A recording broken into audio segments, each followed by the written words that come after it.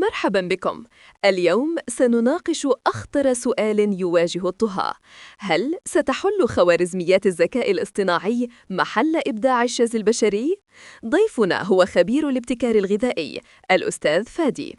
شكراً لك. لنكن صريحين، نحن بالفعل في مرحلة دمج وليس استبدال. الذكاء الاصطناعي لا يكتب الوصفات فحسب، بل يحلل ملايين النكهات لتوليد مزيج لم يخطر ببال البشر. هذا مرعب ومثير في آن واحد، لكن ألا يقتل هذا روح الطبخة؟ النكهة التي تأتي من الخبرة الطويلة والذكريات؟ الروح هي ما يغذيه الشاف للنموذج الأولي، لكن لننظر للمزايا الاحترافية. الذكاء الاصطناعي يضمن الكمال في التوازن الغذائي وتكاليف الإنتاج. إنه أداة لزيادة الكفاءة بنسبة 40% في المطابخ الكبرى. 40% كفاءة، رقم ضخم، لكن هل سنصل ليوم لا نحتاج فيه للطهاة الموهوبين بل لمبرمجي الأغذية؟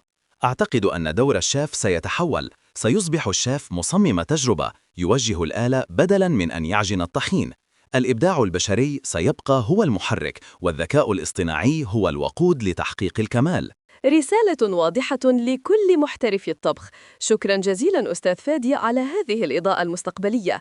وإلى مشاهدينا، لا تنسوا الاشتراك ومشاركة الفيديو لمعرفة كيف يتغير عالم الطهي بالوصفات